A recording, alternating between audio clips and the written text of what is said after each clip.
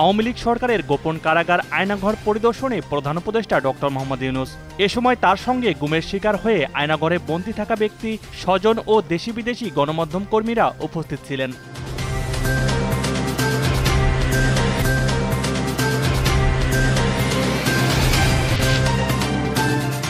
জুলাই আগস্টে বাংলাদেশে সংঘটিত হত্যা ও মানবাধিকার লঙ্ঘনের তদন্ত প্রতিবেদন প্রকাশ করবে জাতিসংঘ।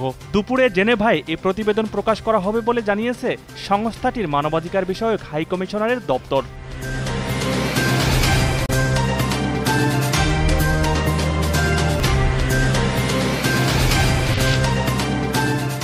পৃথক মামলায় সাবেক প্রধানমন্ত্রী শেখ হাসিনার বাণিজ্য উপদেষ্টা সালমান এফ রহমান, বরগুনা ১ আসনের সাবেক সংসদ সদস্য ধীরেন্দ্র দেবনাথ শম্ভু ও সাবেক আইজিপি চৌধুরী আব্দুল্লাহ আল মামুনকে গ্রেপ্তার দেখানো হয়েছে।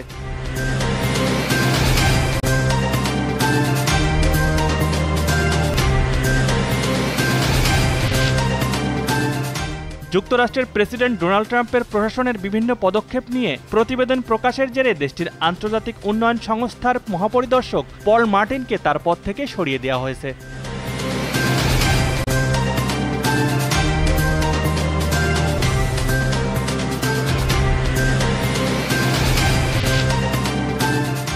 বাংলাদেশ নারী দলের স্পিনার সোহেলি আক্তারের বিরুদ্ধে আইসিসির অ্যান্টি করাপশন নীতিমালায় ৫টি ধারা লঙ্ঘনের দায়ে সব ধরনের ক্রিকেট থেকে ৫ বছরের জন্য নিষিদ্ধ করা হয়েছে।